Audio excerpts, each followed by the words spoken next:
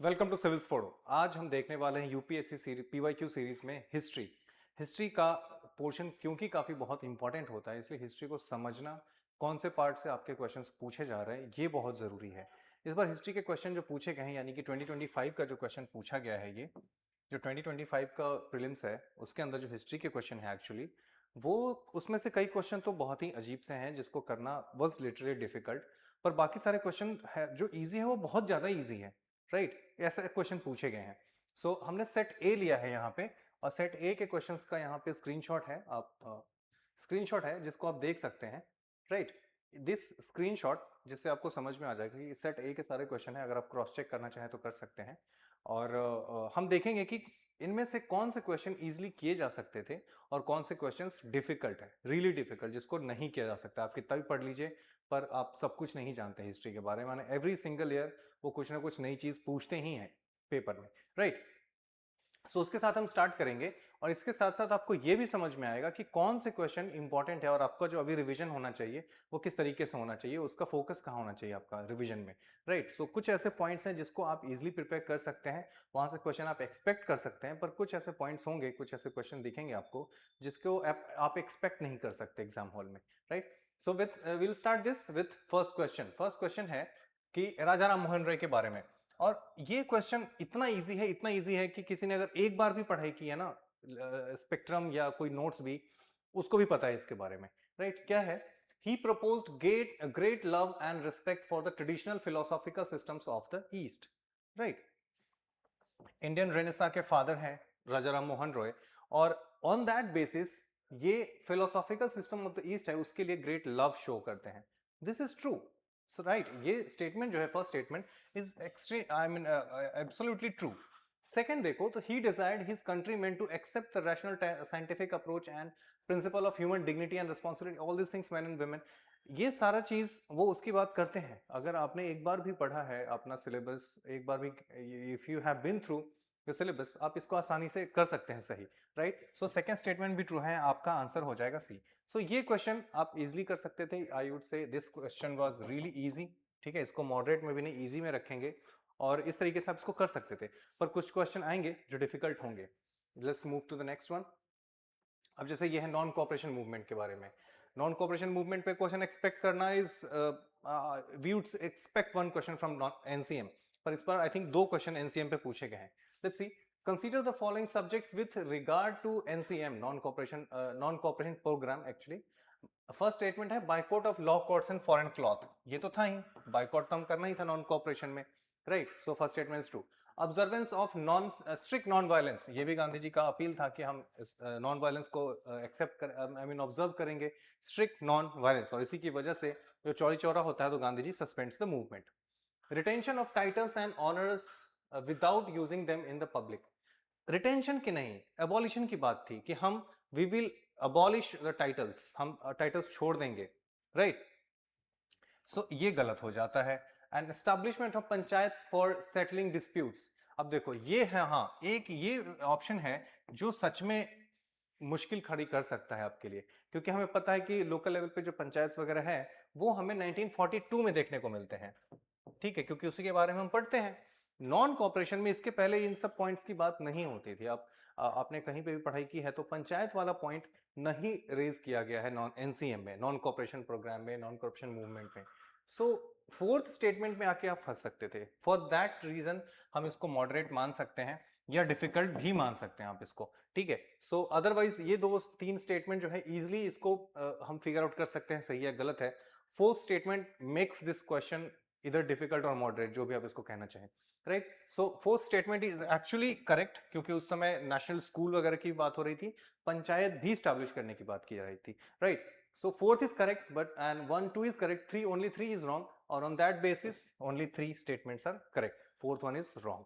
Right, fourth one is correct, actually third one is wrong. So third गलत है, 1 to 4 जो है वो सही है। सो 3 स्टेटमेंट्स आर, और यहाँ पे आप एलिमिनेशन भी नहीं लगा सकते। So I would say this is difficult only, क्योंकि एलिमिनेशन का भी ऑप्शन नहीं है। So you cannot eliminate your options, तो ऑब्वियसली ये जाएगा डिफिकल्ट में, एंड आंसर इज ओनली 3। ठीक है, यानी कि 3 ऑप्शंस करेक्ट है। NCM, Rowlatt Act plus Jallianwala Bagh की वजह से एनसीएम लॉन्च किया जाता है, स्पेशल कांग्रेस सेशन किया जाता है सितंबर 1920 में। देखो कांग्रेस के जो सारे सेशन है वो दिसंबर में होते थे, पर कुछ स्पेशल सेशंस दिसंबर के अलावा भी किए जा सकते थे। तो 1920 में एक्चुअली अप्रूव किया जाता है इसको एंड कोलकाता में, and later approved by Nagpur session 1920 में, राइट। सो एक्चुअली अप्रूव जो किया जाता है वो नागपुर सेशन में किया जाता है, क्योंकि ये इंपॉर्टेंट पॉइंट है, यहां से सवाल पूछे जा सकते हैं। सो नागपुर सेशन में उसको अप्रूव किया जाता है, पर उसके पहले भी उसकी बात होती है सितंबर 1920 सितंबर के स्पेशल सेशन में, right. So this is extra important, extra fact. उसके बाद हम आते हैं नेक्स्ट में। The question is the irrigation device called agarhatta, araghatta not agarhatta, araghatta, right. क्या है ये? इसमें पॉइंट है, a water bag made of leather pulled over by a pulley, यानी कि एक पुल्ली है, इस पे लेदर वाटर बैग्स है, ठीक है, ऐसे, और यहां से ये ऐसे घूमेगा, और ये यहां से मान लो पानी है, तो यहाँ से पानी पिक करेगा और ऐसे लेके जाएगा और इस तरफ यहाँ पे खाली करेगा, और यहाँ पे नाली बनी होगी और इस नाली से खेतों में पानी लेके हम जा सकते हैं, राइट। ये पूरा प्लान होता है। गांव में अगर आपने नहीं देखा है, गांव में आपने नहीं देखा होगा शायद, पर मैंने तो गांव में देखा है, हमारे नानी घर में ये सब था तो हमने देखा था।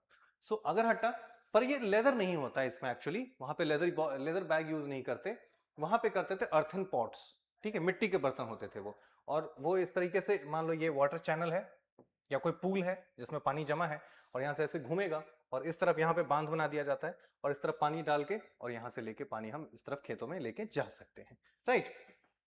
अब इसको चलाने के लिए या तो बैल से चला सकते हैं, लोग घुमाते थे, कैसे भी चला सकते हो इसको, राइट। इसको एनर्जी तो ऑब्वियसली चाहिए, तो उस तरीके से इसको, लेकिन इसमें लेदर बैग्स यूज नहीं करते थे हम यूज करते थे अर्थन पॉट्स का, and the answer is B, ठीक है। So it's this is easy to moderate, difficult तो नहीं है, ठीक है। और गिवन द लेदर बैग, आप समझ सकते हो कि जो मेजॉरिटी कम्युनिटी है यहाँ पे वो खेती में लेदर वेदर यूज नहीं करते, उस बेसिस पे भी आप लेदर को एक्सक्लूड कर सकते थे, right. Earthen pot was a better choice, ठीक है। सो बी है इसका आंसर, और इसको इजी टू मॉडरेट में आप रख सकते हैं, राइट। नेक्स्ट है, who among the following rulers in ancient India had assumed the titles Mattavilasa and Vichitrachitta and Gunabhara? You know this is difficult, ठीक है, क्योंकि इतना ज्यादा डिटेल में जाके पढ़ना और फिर ये सारी चीजें भी याद रखना इज लिटिल डिफिकल्ट।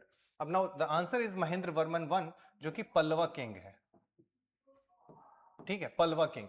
और महेंद्र वर्मन वन जो है उनके एक इंपॉर्टेंट किंग है, जो ये सारे नाम, जो ये सारे एपिथेट्स है वो एज्यूम करते हैं, राइट। अब पलवा के बारे में हम कुछ समझते हैं। महेंद्र वर्मन वन जो पलवा किंग है, पलवा जो किंग है वो 600 टू 6 आई मीन जो महेंद्र वर्मन वन है वो 600 टू 630 एडी तक रहते हैं, and assume many titles, authored famous Sanskrit play मत्तविलासा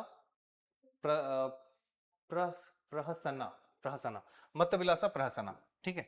ये एक प्ले राइट है संस्कृत का जिसको वो ऑथर करते हैं, एंड ये उनके अलग अलग नाम होते हैं, ठीक है। उसके बाद है पल्वा किंगडम के बारे में, northern Tamil Nadu and parts of Andhra Pradesh में ये इसका एक एक्सपेंस होता है, ठीक है। कैपिटल इसका कांचीपुरम है, ये सारी चीजें आपको ध्यान रखनी है, राइट। कैपिटल इसका कांचीपुरम है। पोर्ट सिटी जो है उसका ममलापुरम है, जो महाबलीपुरम के नाम से भी जाना जाता है, राइट। और इंपॉर्टेंट रूलर्स, इसका जो फाउंडर है वो क्लियर नहीं है कि कौन किसने फाउंड किया, क्योंकि जो भी डेटा हमारे पास है उसके अकॉर्डिंग क्लियर नहीं हो पाता है। सो इसमें सिंह विष्णु जो है वो इसके फर्स्ट इंपॉर्टेंट रूलर है, तो ऐसा माना जाता है शायद यही फाउंडर कंसीडर कर सकते हैं, but the founder, actual founder is not really known. तो सिंह विष्णु, उसके बाद महेंद्र वर्मन, उसके बाद नरसिम्हा वर्मन, एंड उसके बाद one and Narasimha Varman two, ये सारे इतने नाम हैं जिसमें इसके ऊपर सवाल पूछा गया है, महेंद्र वर्मन वन के ऊपर, ठीक है। सो ये सारे इंपॉर्टेंट फैक्ट्स हैं आपको पलवा के बारे में। ये अगेन इजी, आई वुड से इवन लोअर देन इजी, ठीक है, इजीएस्ट क्वेश्चन भी कह सकते हैं हम। तो हिस्ट्री में कुछ क्वेश्चन है जो डिफिकल्ट है, पर कुछ क्वेश्चन जो इजी है वो बहुत ही ज्यादा इजी है। अब फाहीन के बारे में, ये किसके टाइम पे आया था, हु डजंट नो दिस? अगर आपने संस्कृत नहीं, अगर आपने हिस्ट्री की है पढ़ाई, तो ये तो बेसिक फैक्ट है, ये तो एसएससी वाले बच्चे भी इनको पता होगा। So this came during Chandragupta two. पर एक सवाल और होता है कि ह्यूएन सांग जो है वो कब आया था? सॉरी,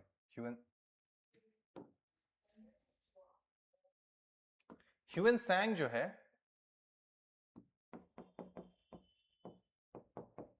वो किसके टाइम पे आया था? Hiuen Tsang came during Harsha, ठीक है, हर्षा। और जो फाहीन है he comes during Chandragupta two, Gupta period में, राइट। सो ये दो चीजें हैं जो आपको ध्यान रखनी है, इसी में आपको उलझाया जा सकता है, ह्यूएन सैंग एंड फाहीन में, राइट। तो ये काफी इजी क्वेश्चन था।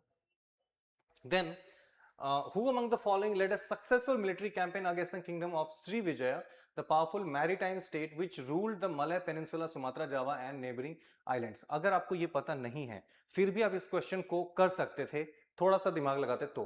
कैसे बताता हूं, देखो चोला एम्पायर जो है वो अपनी नेवी के लिए जाना जाता है, ठीक है, और चोला वालों ने ही, चोला के किंग्स ने ही जा करके मलय पेनिनसुला में भी रूल किया है, ठीक है। इनका जो एक्सपेंशन था वो काफी दूर तक था, मलय पेनिनसुला तक था, right. It was Cholas only.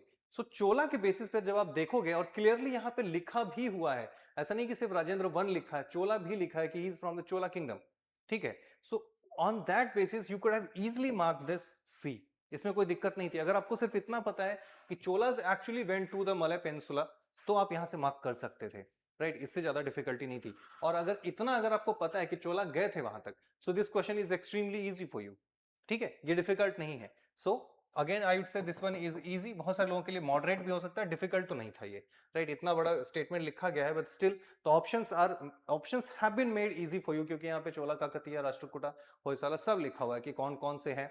तो अगर सिर्फ नाम होता तो शायद कुछ लोगों को दिक्कत हो भी सकती थी, अदरवाइज दिस वाज इजी, ठीक है। सो ये हो गया चोला के बारे में कुछ इंपॉर्टेंट चीजें। Chola empire Tamil Nadu, parts of Karnataka, Andhra Pradesh और श्रीलंका में भी इनका एक्सपेंस है, ठीक है। कैपिटल इसका तंजावुर है और बाद में गंगाईकोंडा चोलापुरम भी होता है, राइट। अर्ली चोला संगम टाइम में, चोला क्योंकि दो टाइम में आते हैं, अर्ली चोला जो है संगम टाइम में आते हैं, और ये उतने इंपॉर्टेंट नहीं है क्योंकि ये उतने स्ट्रांग भी नहीं है। बाद में इंपीरियल चोला आते हैं और ये मलय पेनिनसुला तक पहुंचते हैं, ठीक है, और ये आते हैं 13th सेंचुरी में, यानी कि मिडिवल फेज में, जो इसका पीक टाइम है, ठीक है। देन कम्स फाउंडर विजयालय चोला, जो इनके फाउंडर है, ठीक है। जो अर्ली फेज है चोला का, उसका फाउंडर कौन है, we have no idea. This founder is from the second part, ठीक है, सेकंड टाइम जो चोला राइज करते हैं उसके फाउंडर है विजयालय चोला, ठीक है। ग्रेटेस्ट एक्सपेंशन होता है राजेंद्र चोला वन के टाइम में, जो बनाते हैं बृहदेश्वर टेम्पल तंजावुर में, ठीक है। ये इंपॉर्टेंट चीज है और इसके ऊपर सवाल पूछे जाते हैं कि बृहदेश्वर टेम्पल किसने बनाया, this is Rajendra Chola one, right. उसके बाद है नेवल पावर में जो सबसे बड़ा रोल होता है वो होता है राजेंद्र वन का। उसके बाद एम्पायर डिवाइडेड इनटू मंडल, अच्छा इनका जो एम्पायर है वो एडमिनिस्ट्रेटिव पर्पस के लिए मंडलम, उसके बाद वलांडू, फिर नांदू, फिर विलेज, राइट। और इसमें एक ऊर है जो विलेज ही है, जो कि कॉमन लोगों के लिए है, और सभा जो है वो ब्राह्मण्स के लिए है। लाइक ऐसे मान लो कि अभी के कॉन्टेक्स्ट में देखें तो ऐसे मान लो कि पब्लिक, जनरल पब्लिक जो रहती है वो अलग रहती है कॉमन विलेज में, कॉमन से लोकेलिटी में, पर जो जजेस हैं वो रहते हैं बिल्कुल पॉश इलाके में, क्योंकि ब्राह्मण्स उस टाइम के जजेस थे, जुडिशरी का मैटर वही देखते थे, राइट। सो इस तरीके से समझ सकते हैं, ठीक। सभा, Ur and Sabha. Then comes next question, and this is somewhat difficult, क्योंकि यहाँ पे एलिमिनेशन के ऑप्शन ही खत्म कर दिए। आपको एग्जैक्टली पता होना चाहिए कि इन चारों में से कितने ऑप्शंस सही हैं, अदरवाइज आपके लिए डिफिकल्ट है। तो बिकॉज ऑफ ऑप्शंस, अगर एलिमिनेशन होता तो शायद ये सही आसान हो जाता, पर because of options this is difficult, क्योंकि इतने सारे, कौन सी नदी के पास कौन सा है, हाउ डू यू नो, ठीक है। तो एक तो नाम याद रखना उनका भी बहुत डिफिकल्ट होता है, पर यस, कोसाला सरयू के किनारे है, वी नो दिस, ठीक है, ये तो बहुत ही सिंपल फैक्ट है। अवंती, अवंती जो है वो एमपी में है, महानदी जो है वो ओडिशा में बहती है, तो ये मैच तो गलत है, ठीक है। पहला सही है, दूसरा मैच गलत है, यानी कि 3 गलत है, 4 सही है। कंबोज, कंबोज जो है वो आपको पता है कि अफगानिस्तान का जो एरिया है वो कंबोज कहा जाता था, ठीक है। और वहां पे विपास जो है वो ब्यास नदी को कहा जाता है, ठीक है, ब्यास नदी को विपास कहा जाता है, तो ब्यास नदी का एक्सपेंस वहां तक नहीं है। अस्मक जो है गोदावरी के किनारे है, तो एक ये सही है और एक ये सही है, तो ओनली 2 सही है, ठीक है। बाकी डिटेल देख लेते हैं। अस्मक जो है गोदावरी के किनारे, वन ऑफ द 16 महाजनपद, ठीक है, अस्मक। कंबोजा जो है वो north west part of India, Afghanistan Pakistan का जो पार्ट है वो कंबोज कहा जाता है।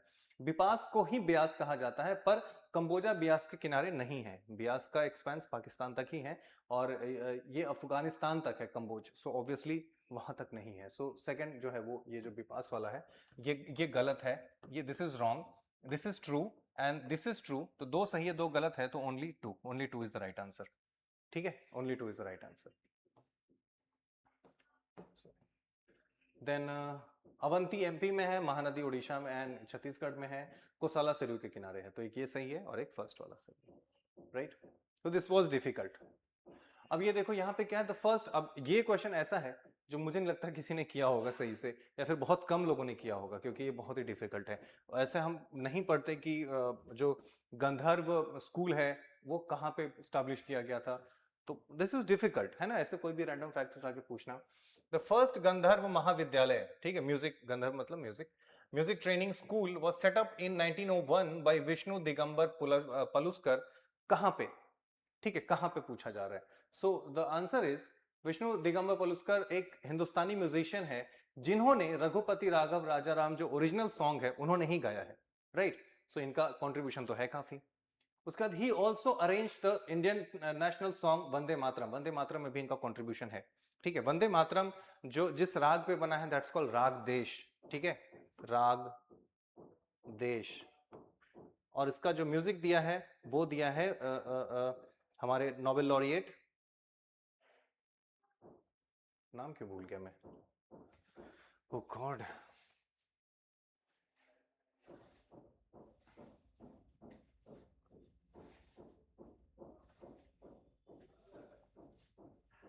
आई forgot the name.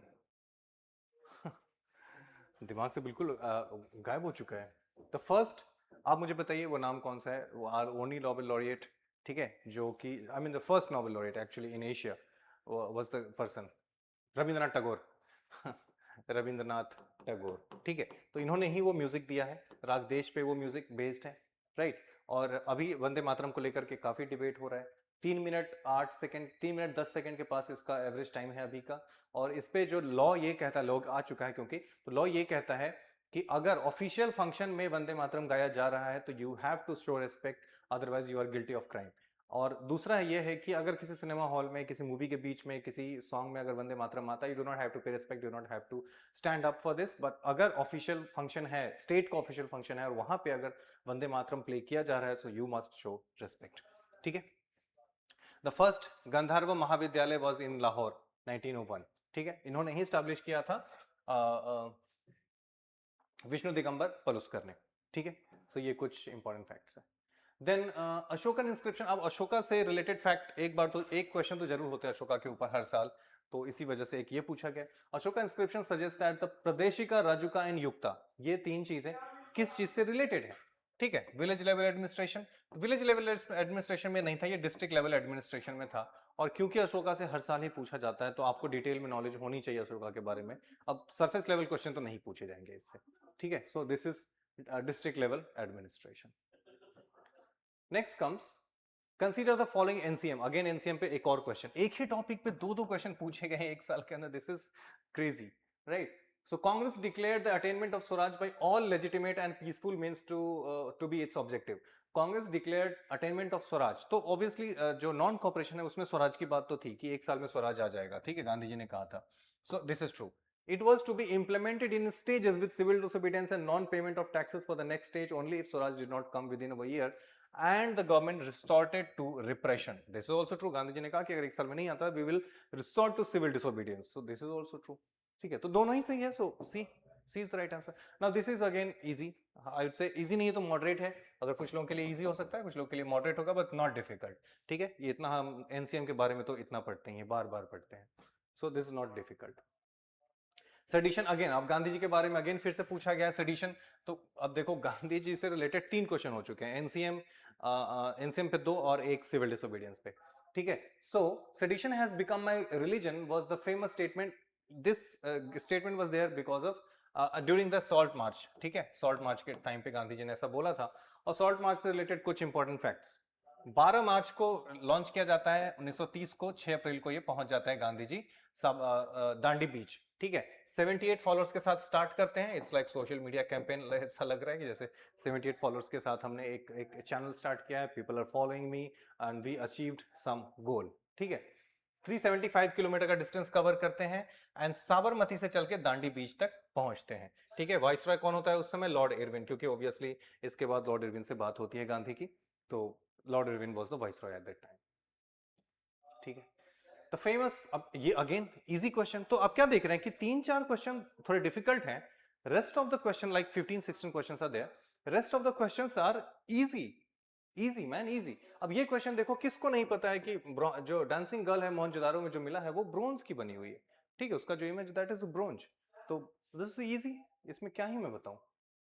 We provided legal defence, sorry, who provided legal defence to people. अब ये थोड़ा सा इजी भी हो सकता है, मॉडरेट भी हो सकता है, कुछ लोगों के लिए डिफिकल्ट भी हो सकता है, तो depending upon your preparation, depth of your preparation. So we provided legal defense to the people arrested in the who provided legal defense to the people arrested in the aftermath of Chauri Chaura incident. ठीक है, और ये Madan Mohan Malviya and Krishnakant हैं. ठीक है, अगर Madan Mohan Malviya, sorry, Krishnakant आपको याद नहीं है, मदन मोहन मालविया तो याद हो गई. ठीक है, चौरी चौरा के बाद मदन मोहन मालविया काफी हेल्प करते हैं. नेक्स्ट है subsequent to which one of the following. Again ये भी इजी टू मॉडरेट रख सकते हैं, डिफिकल्ट नहीं है, इसको आप गेस भी कर सकते हैं. Let's C. Subsequent to which of the following events Gandhiji, who consistently opposed untouchability and appealed for its eradication from all spheres, decided to include the upliftment of Harijan. ये क्योंकि पूना पैक्ट के बाद क्योंकि हरिजनों को मिल जाता है रिजर्व सीट्स, तो इसकी वजह से गांधी जी काफी परेशान होते हैं कि अब क्योंकि सेपरेट इलेक्टोरेट की मांग वो कर रहे होते हैं अंबेडकर जी. तो इसमें क्या है कि गांधी जी को ऐसा लगता है कि हिंदू समाज बंट जाएगा, और गांधी जी वहां पे फास्ट भी करने की बात करते हैं. एंड उसके बाद फिर गांधी जी में एंड अंबेडकर साहब में एक डील हो जाती है, पूना पैक्ट जिसका नाम दिया गया है, और उसी के इफेक्ट को कि समाज जो है वो हिंदू समाज जो बट न जाए, इसलिए गांधी जी हरिजन मूवमेंट स्टार्ट करते हैं. राइट, तो this is very important. So answer is Poona pact. ठीक है. Then comes who among the following was the founder of self-respect movement. Again, I would say even lower than easy. मतलब easy, बहुत ही easy question है, बहुत ही easy. ठीक है, Periyar, EV Ramaswamy Naicker, B R Ambedkar. हमें पता है कि सेल्फ रेस्पेक्ट मूवमेंट जो है वो पेरियार, ईवी रामास्वामी नाइकर ने ही स्टार्ट किया था. सो दिस इज इट. ठीक है, आई वुड से इससे इजी क्या हो सकता है. सो दिस इज इट. हमने यहाँ पे देखा कुछ 15-16 क्वेश्चंस थे जो हमने यहाँ पे देखा, और उसके अंदर we have notice that 4-5 question ऐसे हैं जो डिफिकल्ट हैं, पर बाकी के 10 क्वेश्चन ऐसे हैं जो इजीली किए जा सकते थे. 10 क्वेश्चन इजीली किए जा सकते थे, और 10 क्वेश्चन का मतलब होता है 20 मार्क्स तो आपके यहाँ से सिक्योर हो ही जाएंगे. और इसी वजह से आप देख सकते हो कि कट ऑफ जो है इस बार का ज्यादा गया है, 2025 का कट ऑफ पिछली बार से ज्यादा गया, बिकॉज ऑफ दीज रीजंस. क्योंकि हिस्ट्री में मोस्टली डिफिकल्ट क्वेश्चन पूछे जाते थे, पर इस बार तो काफी इजी पूछा गया है. राइट, सो ये था हमारा 2025 का पीवाईक्यू. अब हम इसके पीछे की तरफ चलेंगे, 24, 23, 22 एंड ऑल. अब बाकी सारे क्वेश्चंस देखेंगे, लाइक यूपीएससी, सीडीएस, एनडीए वगैरह वगैरह जितने भी हैं हम सब देखेंगे. और साथ ही साथ आपको ये भी समझ में आएगा कि कौन से क्वेश्चन इंपॉर्टेंट है, कौन से क्वेश्चन नहीं है, कौन सा थीम इंपॉर्टेंट है. जैसे यहाँ पे हमने देखा कि अशोका का थीम इंपॉर्टेंट है, एनसीएम, सीडीएस, सीडीएम. ठीक है, ये सारी चीजें कितनी इंपॉर्टेंट है आपको इस क्वेश्चन पेपर से समझ में आ जाएगा. Right, so with this I am signing off. See you in the next video. Take care, bye bye.